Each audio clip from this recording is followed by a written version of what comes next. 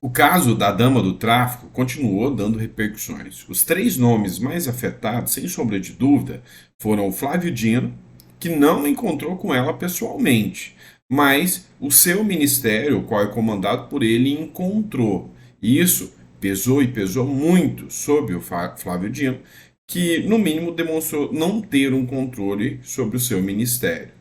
Também o Guilherme Boulos, que assumiu que só tinha encontrado ela no Salão Verde e depois foi desmentido por uma foto. E isso pega muito pesado para ele, que está disputando agora eleição municipal. Daqui a pouquinho tem eleição para o município de São Paulo. E aí, será que o pessoal vai querer vincular o Boulos, uma pessoa que tem nitidamente foto lá na Palestina, declarou um certo apoio aí à causa palestina e agora recebe alguém do Comando Vermelho. Vai pegar muito mal para ele. E por fim, o André Janones. O Flávio Dino já se manifestou, a gente trouxe a manifestação dele. Agora o André Janones já se manifestou.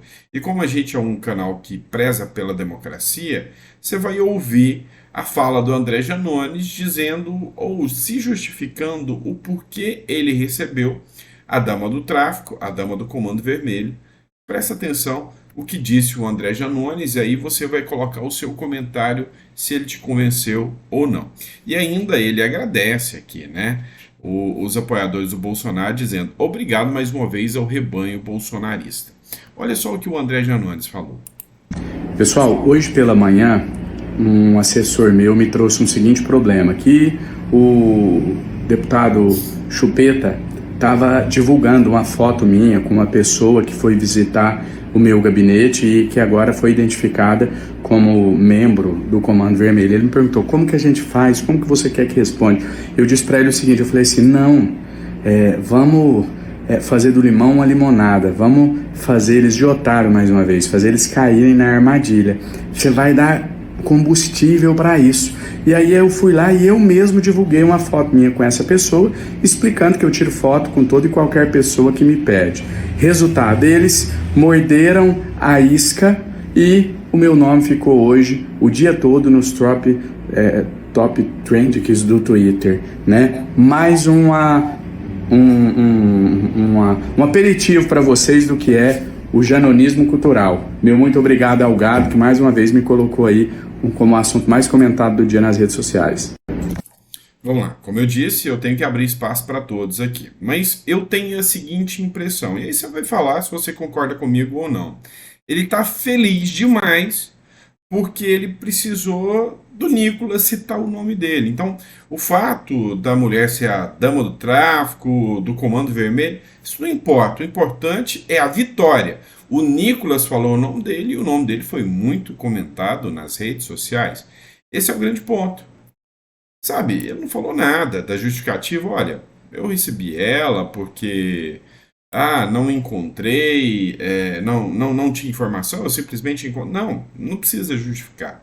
A vitória é o Nicolas Ferreira ter falado o nome dele. Eu vi dessa forma. E você, qual foi o seu ponto de vista sobre isso? Ele não se explicou.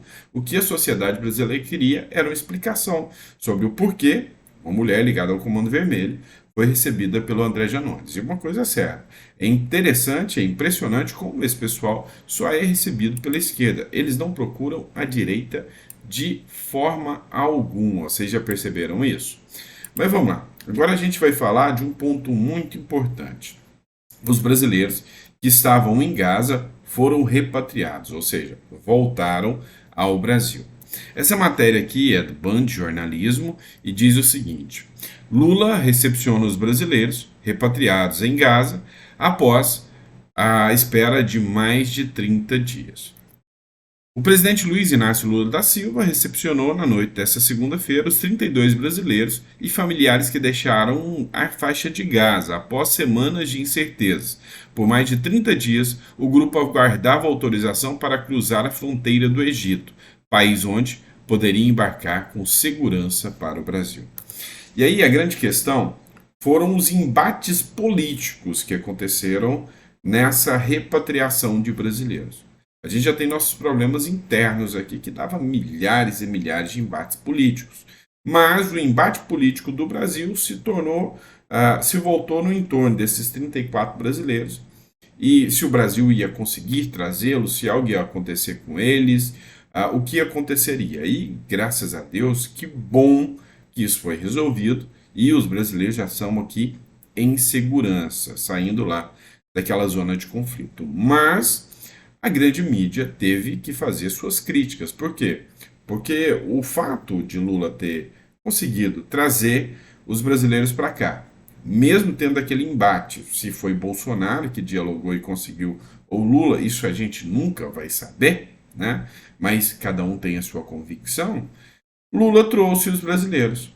Infelizmente fez um palanque político, coisa que ele é acostumado a fazer, mas um palanque político anti-Israel. Num momento e num contexto onde o antissemitismo explode no mundo, e em especial no Brasil, tem uma pesquisa que diz que subiu mais de 1.500% ações antissemitas, o presidente da República fazer isso pegou muito mal. Dá uma olhada nessa matéria do O Antagonista, que diz o seguinte: Lula transforma a chegada de brasileiros em ato anti-Israel. Brasileiros vindo de Gaza e Lula usaram a repatriação para atacar Israel e fomentar hostilidades. É vexatório, é vergonhoso isso. Vamos lá. A chegada de brasileiros e parentes nessa segunda-feira, dia 13, serviu de comício para que Lula fizesse acusações gravíssimas a Israel. No momento de crescimento do antissemitismo no mundo e no Brasil. Abre aspas para a fala de Lula. Eu nunca vi uma violência tão bruta, tão desumana contra inocentes. Se o Hamas cometeu um ato de terrorismo,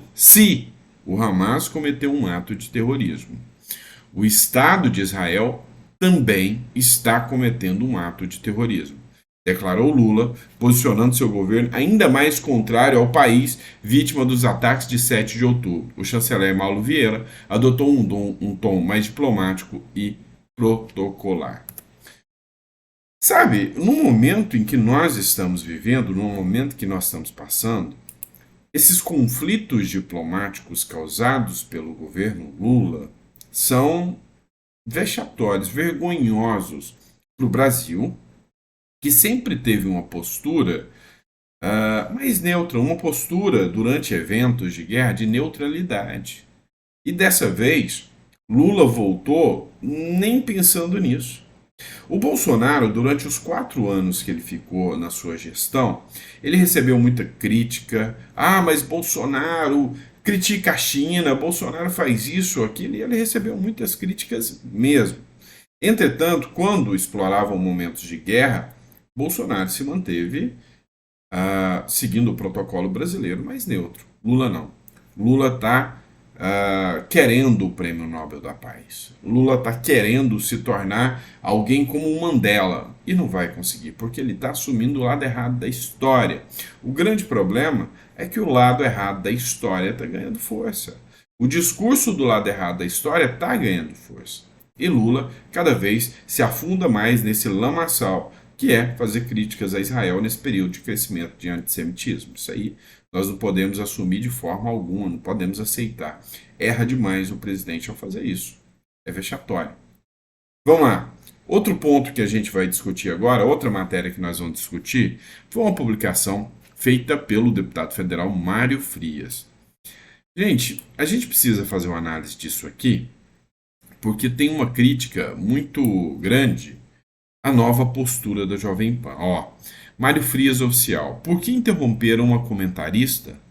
Não se pode mais criticar o Lula na Jovem Pan? Que vergonha. E ele cita aqui um trecho onde a comentarista vai falar, e aí, a hora que ela começa a abrir a boca para criticar o Lula, ela é interrompida imediatamente. Olha só. Com a política de lado, falando sobre o lado humano desses brasileiros que já estão retornando aqui ao país, que passaram mais de 30 dias na faixa de Gaza. A gente tenta imaginar o alívio, mas a gente nunca vai conseguir se aproximar do que eles passaram, né? Boa noite, Thiago. Boa noite, Kobayashi. Boa noite a todos. Pois é, não dá, é uma coisa inimaginável, evidentemente. Agora, eu achei a fala do presidente Lula um pouco desnecessária, do ponto de muito agressiva, né? quando ele fala... Agora, em relação aos brasileiros, Dora, para a gente pegar os brasileiros especificamente. Bom, já a gente volta então, não, Dora. Deixa eu só acrescentar que a gente tem uma convidada aqui daqui a pouco, como a gente já falou. Então, assim, a gente percebe, a Dora Kramer, e ela não é bolsonarista para falar que tem uma caça a ela. Ela, pelo contrário, ela é uma pessoa que tenta pautar pela sua postura isenta, e ela tem críticas ao governo Lula, assim como eu tenho. E o interessante é que vocês viram que o âncora da Jovem Pan ainda tentou controlar. Não, e os brasileiros? Não fala do Lula, fala dos brasileiros. E a fala do Lula que ela estava comentando é a que eu acabei de falar, falando que Israel é terrorista. Então, assim, a gente vê, e eu não, quem sou eu para criticar a Jovem Pan? Afinal, é uma questão de sobrevivência. Se a Jovem Pan não faz isso, ela vai fechar as portas. O governo já ameaçou fechar as portas, ameaçou processar todos. O judiciário fez um momento em que calou a Jovem Pan, e agora, se a Jovem Pan não age assim, é fechar as portas. Mas esse é o regime. E aí, a gente começa a perceber que efetivamente a Jovem Pan vem sucumbindo a esse regime. Não pode criticar o governo Lula, é assim que funciona em regimes ditatoriais, é assim que funciona em regimes em que a democracia se torna relativa. É muito preocupante isso, muito preocupante. E, sabe, passa a ser mais preocupante ainda quando você monta um canal do YouTube, Facebook ou outras plataformas como a gente tem, e de repente você tem medo de falar. Tem medo. Eu critiquei o governo Bolsonaro, nunca menti para vocês. Então teve pontos de crítica do governo Bolsonaro, dos filhos do Bolsonaro, como o Flávio Bolsonaro não ter assinado a CPI da Lava Toga. Eu nunca tive medo. Em momento algum no governo Bolsonaro dava para ter medo do que você vai falar. Agora, o momento é diferente. E assim, eu entendo a Jovem Pan, mas fica nítido e escancarado que eles têm medo, muito medo, e mudaram a postura, não vão falar nada do governo Lula. Vamos lá. Bolsonaro, já que eu entrei nesse ponto aqui, sabe qual foi a maior acusação da mídia, da esquerda contra Bolsonaro? Ah, mas Bolsonaro nunca é culpado, Bolsonaro terceiriza a culpa dele para tudo. Vocês já perceberam que o Bolsonaro não governou porque o Congresso era contra ele. Bolsonaro não governou porque o STF era contra ele e o STF articulava medidas contra ele, o STF fazia sua ingerência. O problema é que isso era verdade. O problema é que era verdade. A gente viu aí em muitas e muitas pautas o STF fazendo interferência. Por exemplo, a indicação do Ramagem. A indicação do Ramagem, à época, para a Polícia Federal, presidia a Polícia Federal, ser o diretor da Polícia Federal, o STF chegou lá e falou, não, é conhecido da família Bolsonaro. Como assim? Coisa que no governo Lula, sabe? Não, pouco importa se o cara tem uma ficha mais suja do que puleiro de galinha. Durante esse período aqui, deixaram de roubar, inclusive, a lei das estatais, passou a perna na lei das estatais e enfiou o mercadante dentro do BNDES. Então, assim, é assustador ver a diferença. Mas o ponto aqui é a terceirização da culpa. O que acusaram de Bolsonaro, eis que tem um compilado de matérias que o Hélio Negão trouxe aqui e eu achei muito interessante. Dá uma olhada só nessa lista de matérias que falam da terceirização da culpa do governo Lula. Matéria do UOL. Fumaça em Manaus pressiona o governo Lula e Marina Silva reage e culpa Bolsonaro. Dia 13 de outubro. Então a culpa das queimadas é do Bolsonaro. Revista Oeste, no dia 10 de novembro. Lula culpa feriados por desempenho modesto da economia brasileira. Até o feriado levou a culpa. Eu gosto tanto de um feriado, mas até o feriado levou a culpa. Matéria da revista Veja, dia 29 de julho de 2023. Ministério do Trabalho culpa o Banco Central por desaceleração de empregos formais. Então a culpa é do Banco Central. Matéria do Poder 360, dia 28/6. Após Volks parar fábricas, ministro culpa preços e juros altos. Matéria do Poder 360. Flávio Dino culpa política de armas de Bolsonaro por violência na Bahia. Matéria também do Poder 360 de julho de 2023. Haddad culpa Selic pela queda de 2% na prévia do PIB. Sempre tem um culpado, e o culpado nunca é o governo Lula. E o culpado nunca é a indicação clara e aberta de políticos para cargos técnicos. Há uma diferença muito grande. Se você pega a Petrobras, que despencou no mercado, e você coloca lá, em vez de um cara do mercado, que conhece petróleo, que tem contatos, que sabe como chegar até os mercados em outros países, e coloca um político lá, o político vai saber conversar com o prefeito, com o vereador e fazer conchavo. O cara que é técnico vai saber fazer negócios e ganhar dinheiro.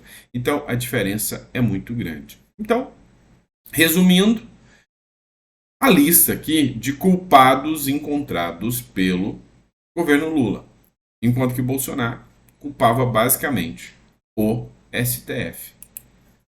Pois é, essa é a realidade. Última matéria que eu quero tratar com vocês, vamos falar aqui do Ricardo Salles. O Ricardo Salles fez uma entrevista e eu vou falar que essa entrevista merece ser vista por quem é de direita. Ricardo Salles, coerência e consistência. Ter lado e ter posição na política é igual aos votos matrimoniais. É estar junto na alegria e na tristeza, na saúde e na doença. Os oportunistas só querem se aproveitar, depois correm para a próxima vítima. Parabéns, o Ricardo Salles falou tudo que precisava e olha só essa entrevista que vale a pena.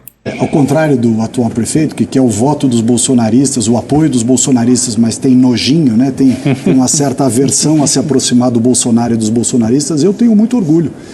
Tenho muito orgulho de ter sido ministro do Bolsonaro, ser deputado federal ligado ao time do Bolsonaro e continuar sendo um apoiador do presidente Bolsonaro. Por uma razão simples. Não existem governos perfeitos e pessoas perfeitas. Todo mundo tem defeitos, tem qualidades, tem desempenhos melhores numa área do que outra, mas o presidente Bolsonaro foi um presidente que trouxe uma visão, na minha opinião, inovadora para o país, de respeito à propriedade privada, de respeito aos setores produtivos, de respeito ao direito à liberdade de opinião, que está sendo muito afetada no nosso país. Falavam que o Bolsonaro era o presidente, que era antidemocrático, que ia perseguir, não perseguiu ninguém, não tomou uma única atitude para diminuir a capacidade da imprensa em fazer o seu trabalho. Foi muito criticado, duramente criticado, e nunca tomou uma única atitude de fazer censura à rede social, de qualquer medida, nada foi feito no governo Bolsonaro. Olha, ao contrário... Pois bem, tá aí, falou e falou tudo, e eu garanto uma coisa para vocês, aqui em São Paulo, é lógico que a gente continua, isso aí não é uma decisão que você toma do dia para a noite, você analisa tudo, mas com certeza, entre Ricardo Nunes e Ricardo Salles, meu voto seria para o Ricardo Salles, eu não tenho dúvidas disso.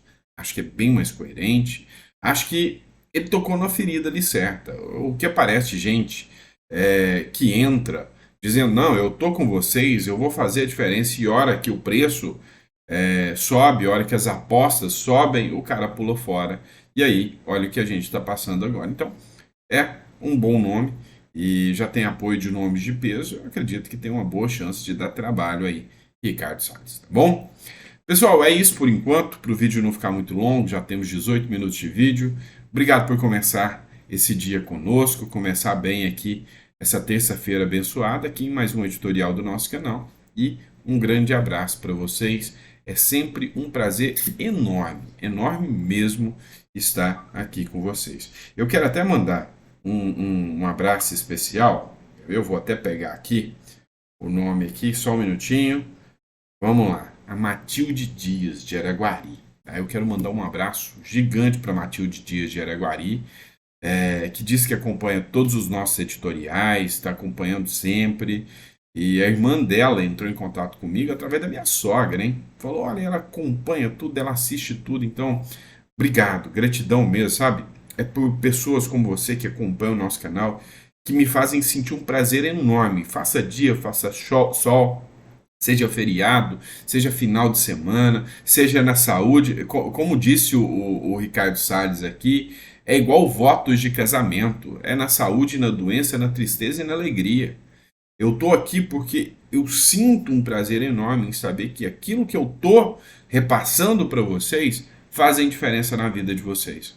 E o que vocês escrevem nos comentários, o que vocês representam para mim fazem muita diferença na minha vida também. Então, assim, quero mandar um grande abraço para ela e para todos que fazem parte aqui do nosso canal. Sintam-se abraçados nesse momento. Grande abraço, pessoal. Fica com Deus e até o próximo editorial.